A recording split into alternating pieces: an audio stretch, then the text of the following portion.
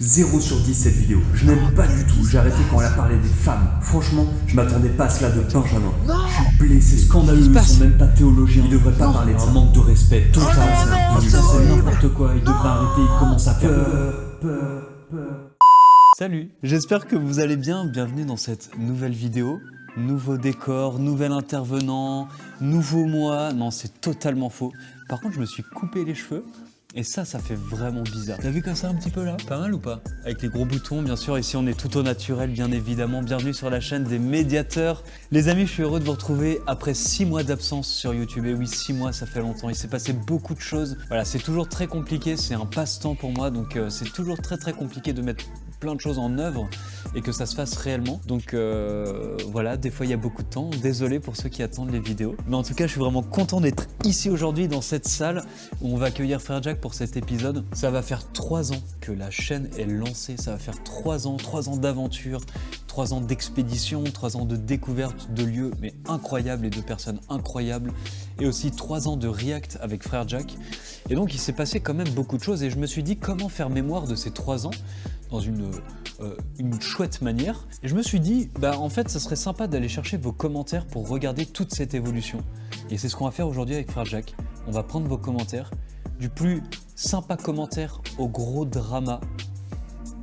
Ça va être vraiment sympa et on va react dessus. On va vous répondre à vos questions. Et j'accueille maintenant Frère Jack.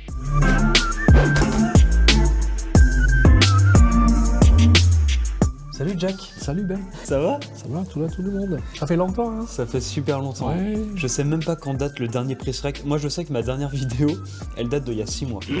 Voilà. Oui, ça fait longtemps. Il y a un petit break quoi. Ça fait longtemps. Ça fait longtemps. Écoute, la vie est parfois frénétique, hein? Beaucoup de choses. Ouais. Et du coup, Frère Jack, dans quelques jours, c'est les 3 ans de la chaîne YouTube.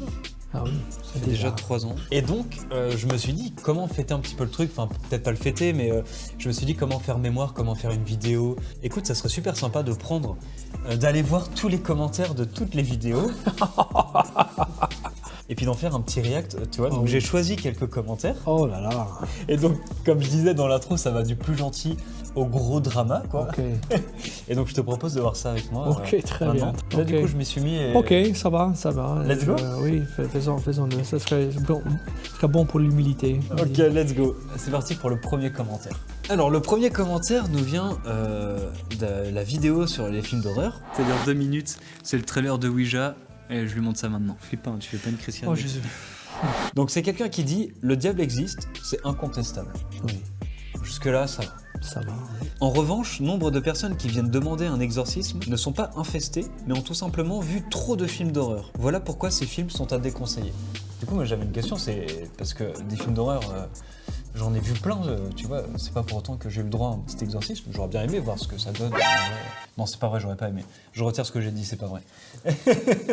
Comme ça, je ne pense pas, non. Non? Non, normalement quand il y a une infestation, il y a une activité diabolique dans la vie de quelqu'un, normalement c'est pas les films d'horreur qui est la première porte d'entrée. Hein. Ouais. Parfois c'est un traumatisme dans la vie, parfois c'est un non-pardon, effectivement des choses ésotériques. Et donc voilà, j'ai assez vu pour que voilà, ça m'a un peu fait flipper parce que ça m'a obligé de changer ma manière de voir les choses. Ouais, c'est ça qui est intéressant. Ouais. À tel point que je me suis dit, en fait, jusqu'à présent, en fait, je n'ai rien compris. Ah ouais. Ouais. Bon, on va faire attention. Hein. Jésus. Alors, c'est un commentaire sous la vidéo où on avait réagi sur Brian Ed Welch, le guitariste de Korn, qui a vécu une conversion. Okay. On a fait une vidéo métal un peu là-dessus. T'aimes bien le style? Je ne m'attendrais pas à ça, en fait. Ouais. Et donc, alors le commentaire un peu long, mais ça dit sympa comme interview. Après, je pense que cette musique est incompatible avec le Christ. Je trouve que l'énergie qui en ressort est très basse, elle n'élève pas l'âme. Tout cela exalte la souffrance pour la justifier. mais pas dans le sens du Christ. C'est l'ego qui parle. Il n'y a pas d'humilité. Où est la croix là-dedans? De même pour le festival Hellfest, le nom en lui-même est très significatif, et sans vouloir faire le prude, bien que je le fasse un peu, je n'ose pas imaginer que la drogue et l'alcool ne soient pas consommés en masse dans cet événement, et dans ces énergies collectives, on est tout de même loin du Christ. Bon, j'avoue que j'ai choisi peut-être un peu ce commentaire aussi pour moi réagir là-dessus, tu vois. Alors, le métal, il y a quand même des groupes de métal chrétiens, donc déjà, c'est ce qu'il faut se dire. Il y a des groupes de métal qui sont encouragés par des prêtres catholiques, par aussi des pasteurs protestants. Il y a un grand prêtre qui a écrit sur le métal, justement, et sur ce que ça pouvait apporter. Et justement, il dit un petit peu que c'est tout le contraire de ça, que justement, en fait, la musique métal permet vachement d'élever son âme. Enfin, moi, clairement, j'ai pas honte de dire que je pourrais prier sur certaines musiques, quoi, tu vois. Parce qu'il y a quelque chose de vraiment très fort, très puissant, tu vois, mais qui peut porter et pas des mauvaises énergies, pas vouloir faire du mal ou se battre, mais plutôt justement s'élever et tu vois, Oui, moi, je pourrais l'écouter en faisant du boxe, par exemple, tu vois, je suis mon sport, c'est ça, tu vois, c'est high energy, je le mettrais pas pendant une messe, par exemple. Tu vois, avant de faire une méditation, à me mettre à lire la parole de Dieu, c'est pas ce genre de musique. Mais par contre, si j'étais en train de faire du sport et j'avais envie parce que quand je cours, j'écoute la techno, un peu de house, etc. Ouais. Ça aussi, c'est pas trop, ça élève pas l'âme non plus, mais dans un certain contexte, dans certains contextes, ça pourrait aller. Maintenant, si ça chante Jésus. Si ça change Jésus. C'est pas mon truc. Hein. Il y a plusieurs types de métal, mais je suis sûr que tu en aimerais en plus. Et bon, prochain épisode, je te fais écouter plein de musique de métal et tu vas me dire ce que t'en penses. On va faire un truc comme ça, tu vois. Et puis tu es branché. Et je voulais du coup revenir aussi par rapport au Hellfest, effectivement, le nom, bon voilà. Alors, tout de suite, moi au Hellfest, donc j'y suis allé l'année passée, là. Ouais. Enfin cette année du coup. Sors de là. C'est un exorcisme. Ouais. Bon, j'ai pas trop réagi, mais bon. T'imagines là, il se passe vraiment un truc, là, c'est pas bien. Pourquoi c'était cool? Pourquoi j'ai bien aimé? Pourquoi j'aime bien aller au Hellfest alors que je suis chrétien, je suis catholique? Parce que j'aime déjà aussi la musique, mais j'y vais pas que pour ça. J'y vais aussi pour une ambiance, pour ce qui se passe là-bas et parce qu'en fait, il y a beaucoup de... Je sais pas, il y a beaucoup de fraternité, je trouve, là-bas. Les gens, tout le monde est hyper bienveillant avec tout le monde essaye de passer le meilleur moment ensemble, tu vois. Et je trouve que c'est vraiment la meilleure communauté parce que tu te retrouves à te marrer et à avoir... C'est un petit paradis. C'est un petit paradis, ouais. Donc ça devrait être Paradis Fest. Je suis dans la joie, une joie immense. Je suis dans l'allégresse. Ouais, mais bon, vu que c'est un événement contre-culture, hein, je vais pas revenir là-dessus, mais vu que c'est un événement contre-culture, tu peux pas faire ça, tu vois. Donc voilà, c'est pour ça que je voulais mettre un petit bémol quand même là-dessus, c'est important. Il faut pas tout diaboliser. Alors ça reste un festival humain, forcément, oui, il y a de l'alcool, de la drogue, c'est sûr, mais c'est pas ici où tu vas trouver des rituels sataniques, ça c'est sûr et certain. Pour en avoir fait le tour. Et tu vois, cette année, il y a un groupe de protestants qui sont venus. Ils ont installé une chapelle en plein milieu du camping et tout le monde pouvait venir prier ou se confier, ou, tu vois, et ils priaient pour eux, ces gens-là. Ils ont eu des milliers de personnes qui sont venues, quoi. Genre beaucoup. Et il se passe vraiment beaucoup de choses, vraiment très très belles, tu vois. Voilà, c'est pas un endroit diabolique où tu vas te faire attaquer comme ça. Il se passe des belles choses, quoi. Voilà, bon allez, on passe au prochain commentaire. Donc le troisième commentaire nous vient de la vidéo des tatouages. Et pourquoi ça te concerne, frère Jack? En fait, tu veux pas qu'on en parle. Tu veux pas qu'on le dise.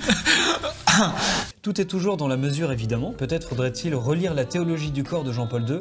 Mon corps m'a été donné par Dieu pour que j'en prenne soin, non pour le défigurer par une surabondance de tatouages. T'es d'accord avec ça? Oui, bon, j'aime l'idée de mesure, tu vois. Ouais. Des excès sont à éviter. C'est quoi la mesure? Quels critères donner? Oui, c'est ça. Moi, clairement, ça me dérange pas du tout de voir quelqu'un entièrement tatoué. Même avec une croix ici. Imagine une croix ici, là. Ah oui, moi je n'aime pas. Moi, ça me dérangerait pas. Non. Ok. Tatouer le visage, tout le corps, etc., pour moi, c'est excessif. Ah oui? Oui. Moi, ça me dérange pas. Imagine quelqu'un qui se remplit le corps avec... plein de... Un vieux? Un vieux? Hein? Un vieux? Ouais, pourquoi pas? Ouais. T'as déjà vu des photos de yeux tatoués? Mais c'est très stylé en vrai. Hein.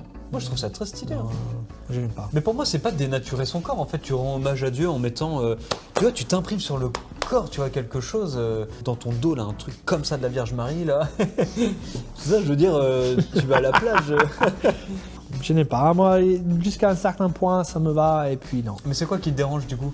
C'est quoi? C'est le fait que ça soit trop voyant Parfois c'est trop, parfois c'est. Je le trouve.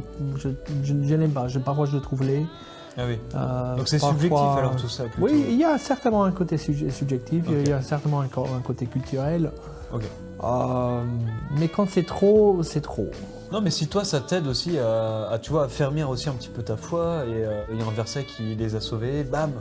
Oui, mais c'est un verset, mais tu peux écrire un verset, mais Oui, pas mais la Bible entière. Mais si, t'écris tout le... t'écris tout le chapitre. J'allais jusqu'à Apocalypse. Tu vois, quand t'es dans le métro, tu t'embêtes, bon bah tu peux lire comme ça. C'est bon. Alors le 4e commentaire, c'est quelqu'un qui a dit pourquoi pas l'ouverture d'un Tipeee? Tiens, comme par hasard, on parle un petit peu d'argent ou pas? Un petit peu. On est franciscains, hein. C'est un sujet. Le Tipeee est ouvert sur les médiateurs. D'ailleurs, je tiens énormément à remercier deux très très généreux donateurs, donatrices. Merci beaucoup. Ça permet de faire des vidéos, ça permet d'acquérir du matériel et ça permet de faire des projets qui vont arriver qui sont vraiment très très cool. N'hésitez pas à aller voir la page et donner ce que vous pouvez. Ce sera toujours très très gentil. Merci beaucoup. Tu es un bon mendiant. Alors, on arrive sur les petits sujets où on arrive sur des 100 commentaires à la vidéo. Donc je parle de la vidéo sur la sexualité. Ça protège du Covid et d'autres.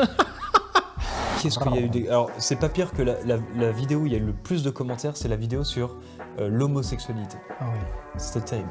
ah oui, Les gens sont déchaînés. ah oui, Non, le pire où les gens sont déchaînés, c'est sur la place de la femme. ah oui, Hein, c'est bizarre quand même. ah oui. On verra ça après. Ok. Merci du témoignage de frère Jack. Aimant le Seigneur. Tu aimes le Seigneur? Oui. Ok. J'ai besoin de conseils car je suis un simple laïc. Il dit qu'il est homme et qu'il peut éprouver du désir, mais cette énergie peut servir à autre chose. J'ai pris note. Point. Merci du frère Jack qui n'a pas peur de mettre les mains dans le cambouis. Donc je voulais te remercier, profiter de faire cette émission avec nous et effectivement tu te salues un petit peu quoi. Mais c'est pour le bien voilà, c'est pour un bien commun. Je suis pas un ange. Cela nous aide et nous donne des clés, donc merci à toi. Et là il dit merci à moi jeune homme qui s'est interrogé le sage pour nous. Je suis un médiateur de médiateurs de médiateurs. Ah oui. Incroyable. Cette énergie tu la transformes tu disais que tu... En fécondité. Dieu, la sexualité est pour aimer et pour créer la vie, pour donner la vie. Maintenant, il faut pas seulement faire des bébés, mais on peut engendrer, on peut avoir une vie féconde en faisant des choses, en créant des choses. Tu vois, tu produis la musique, tu crées un livre, tu fais de l'art, tu montes un projet, tu crées un groupe, tu deviens un modèle pour les autres. Ton énergie, les énergies sexuelles, que ce soit une source de vie pour les autres, pour le monde. Il y a quelque chose, Dieu nous a dit tout au début, soyez féconds.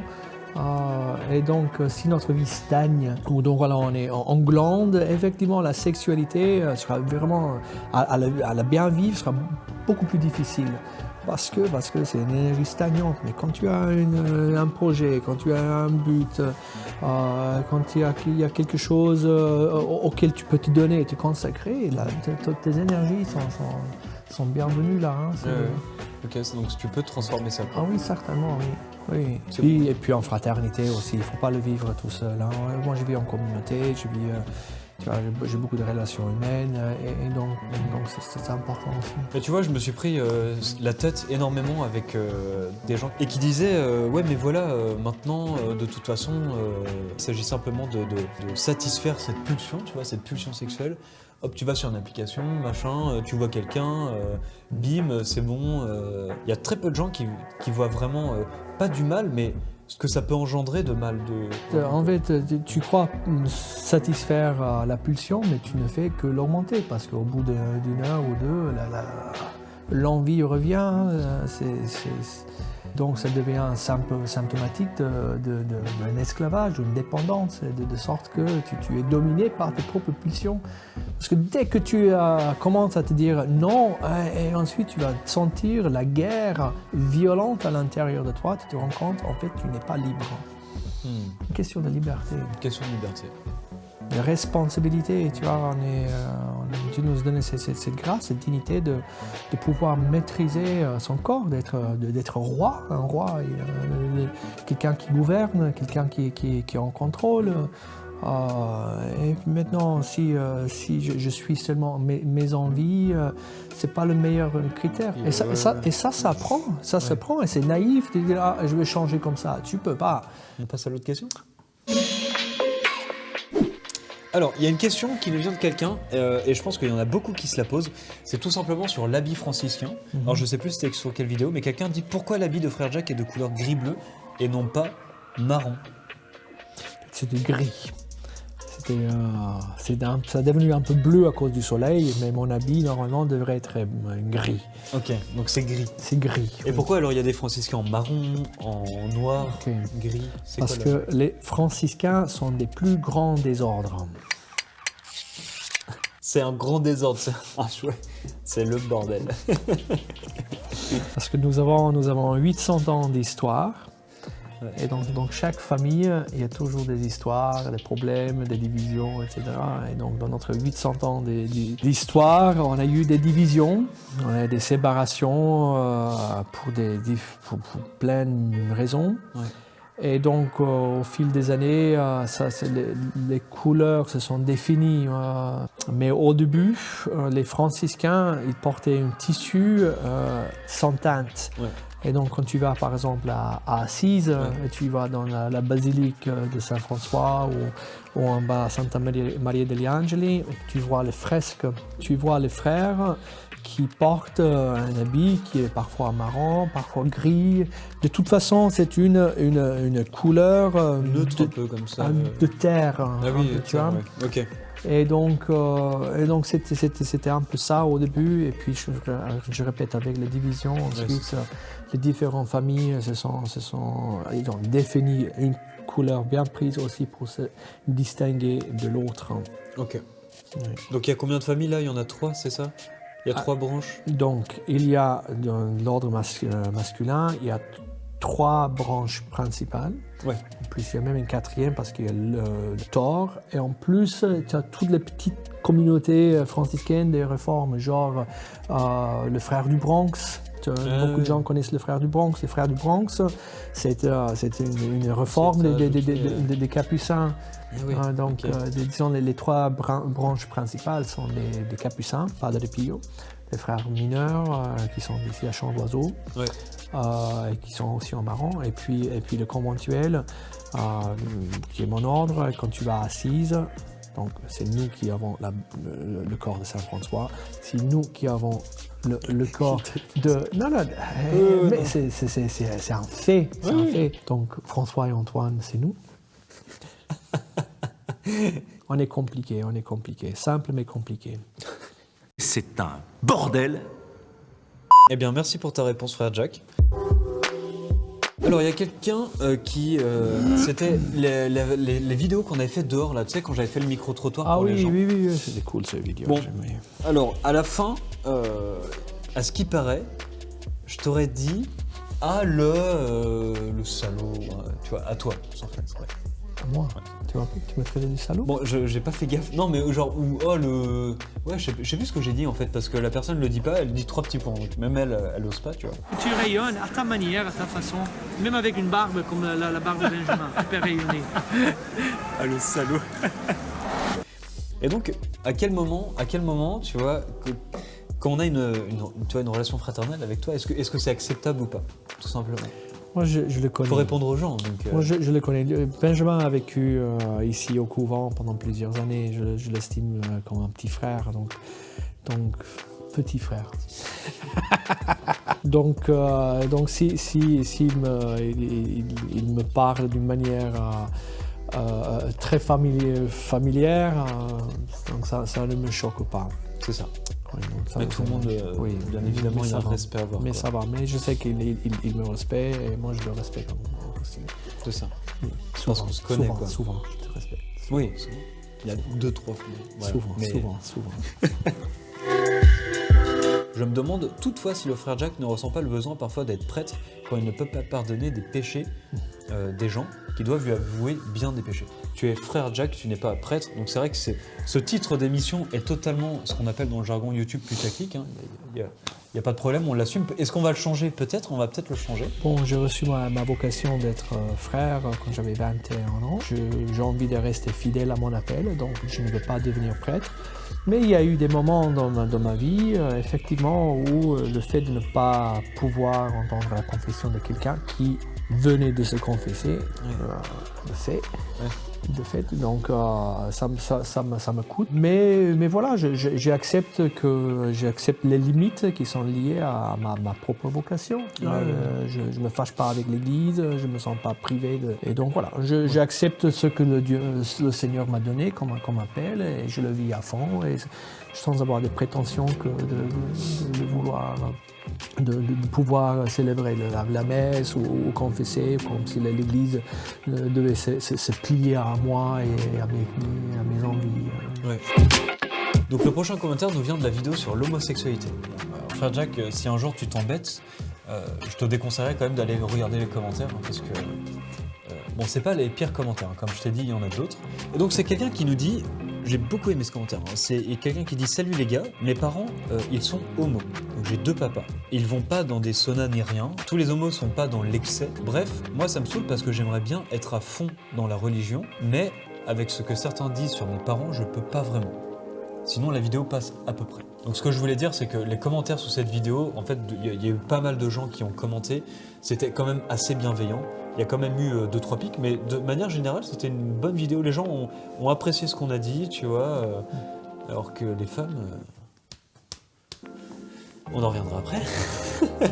Donc, il y a quelques personnes en dessous des commentaires qui lui ont répondu le truc classique, dont moi. Hein, bah oui, mais on s'en fout du regard des autres. Bon, c'est beaucoup plus facile à dire qu'à faire, tu vois. Qu'est-ce que tu as envie de répondre concrètement à cette personne qui vit ça, tu vois, qui a envie de s'intéresser à la religion, à la foi, et qui sait qu'elle va se prendre des coups, quoi. J'ai envie de l'encourager à chercher Dieu dans sa vie, à se laisser toucher par l'amour de Dieu, par la présence de Dieu dans sa vie. Tu vois, Dieu est plus grand que tout ça. Une fois que tu as rencontré Jésus, une fois que tu as rencontré l'amour de Dieu, tout tombe, falls into place, on dit en anglais. Hein. Les choses s'arrangent. Ouais. Donc voilà, je le sens. Les choses s'arrangent d'elles-mêmes comme ça, quoi. Oui, c'est ça. C'est pas un code légal que nous sommes en train de vivre. C'est un Dieu qui fait alliance avec nous. C'est un Dieu qui nous appelle à vivre avec lui et qui veut nous communiquer sa vie. Et c'est concret et permanent. Ah oui, mais c'est ça. Et puis voilà. Et Dieu fait ça avec toutes les vies humaines, avec toutes les vies. Tout le monde a des problèmes dans sa famille. Personne provient d'une famille parfaite. Personne a une humanité parfaite. On est tous un peu cassés, on est tous un peu moches, on est tous un peu malades, on est tous un peu divisés, on est tous un peu addicts, on est tous un peu sales, on est tous un peu cons, on est tous. Et donc Dieu est plus grand que tout cela et nous invite de toute façon à vivre avec lui par son Fils Jésus. Belle prêche, tu vois. Donc le dernier commentaire, c'est sur... C'est une femme. Voilà, c'est ça, tu as compris, hein, je crois que je l'ai assez dit. Franchement, je ne m'attendais pas à cela de Benjamin. Et en tant que prêtre, je me sens profondément blessé par ces propos où l'on nous dénie même de toute paternité au point de ne même plus nous appeler père et d'y voir un reliquat de patriarcat. Que devenons-nous dans cette église? Des 10 heures de messe, les laïcs jouent aux prêtres, nous donnent des ordres, nous traitent comme de simples sous-fifres.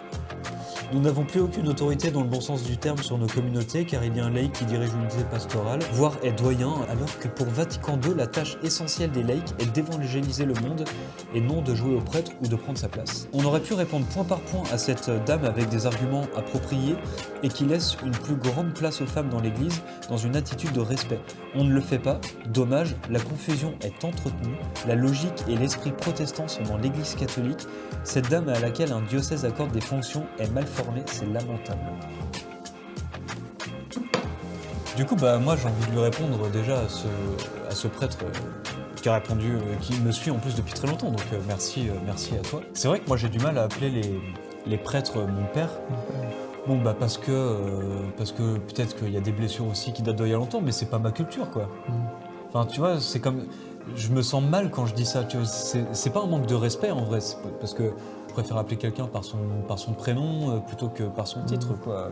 Et c'est pas en lui enlever toute paternité ou quoi que ce soit, c'est juste que moi c'est pas ma culture, je le sens pas, je n'y arrive pas et j'ai du mal à reconnaître effectivement toute paternité en quelqu'un que je connais absolument pas, que j'ai pas vu d'Adam ni d'Ève, je sais pas quel est son passif.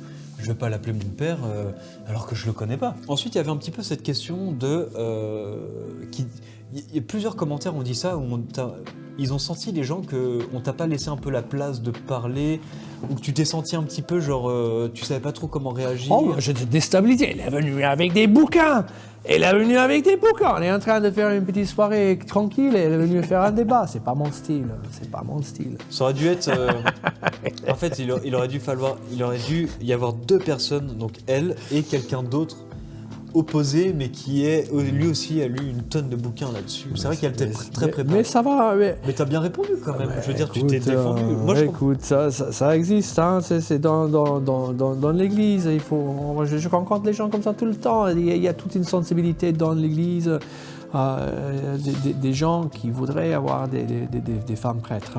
Faut quand même, je pense que c'est important de pouvoir les écouter, discuter là-dessus, faire des discussions, des débats théologiques, etc. Moi, je ne suis pas un théologien, je n'ai pas envie d'entrer en débat théologique sur des questions comme ça. Déjà parce que c'est pas dans mon style et c'est pas trop franciscain non plus. J'évite les clashs sur ma vérité contre la tienne. Ouais. Est-ce que c'est vraiment l'esprit de protestantisme Effectivement, il y a un protestantisme qui est entré dans l'Église catholique. Ça c'est...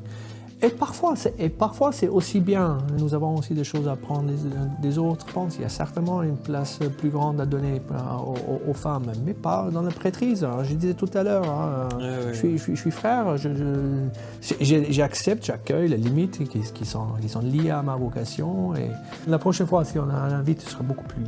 Ah oui. Je tape dessus quoi. Les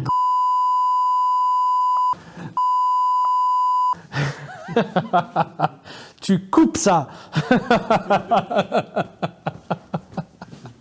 Les amis, on arrive bientôt à la fin. Je passe au dernier commentaire de cette vidéo. Donc c'est quelqu'un qui nous dit si tu fais une prochaine FAQ, comment le Seigneur t'a appelé à créer cette chaîne YouTube. Non, en fait, j'ai pas envie d'y répondre. Non, je ne ferai pas. Non, je réponds. Non, je ferai pour eux. Non. Parce que j'ai prévu pour une prochaine, donc plus tard. Tu vois, ça c'est une bonne pub, hein. Il crée l'envie. Les amis, c'est déjà la fin de la vidéo. C'était un très bon moment passé avec toi, frère Jack. Ça fait du bien de reprendre un petit peu les prises React. Cette ambiance-là me manquait un petit peu. Oui, ça manque, oui. C'était très chouette, donc merci beaucoup. N'hésitez pas à soutenir la chaîne en vous abonnant. C'est très simple, c'est gratuit et ça soutient tout le monde, dont moi. Donc merci beaucoup pour ça. Et puis avec Frère Jack, on te dit à très très vite pour une nouvelle vidéo, j'espère, et des nouvelles aventures. Ciao.